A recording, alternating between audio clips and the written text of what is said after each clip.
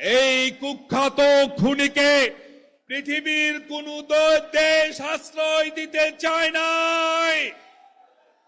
এই খুনিকে আশ্রয় দিয়েছে পাশের দেশ, যারা নাকি নিজেদের আমাদের বন্ধু বলে দাবি করে।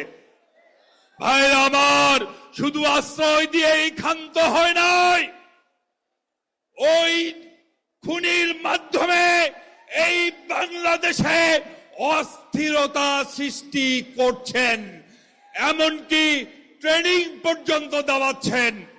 আমি ইউনূস সাহেবকে বলতে চাই, ইউনূস সাহেব 7 থেকে আর কয় মাস ক্ষমতায় আছেন, অল্প কয় মাস ক্ষমতায় আছেন, সিনা টান করে ক্ষমতায় থাকুন, কাপুরুষের মতো ক্ষমতায় থাকবেন না। যারা বাংলাদেশে অস্থিরতা সৃষ্টি করতে চায়, বাংলাদেশের বিশৃঙ্খলাকারীদের আশ্রয় দিয়ে তাদের বিরুদ্ধে জাতিসংঘে অভিযোগ উপস্থাপন করুন।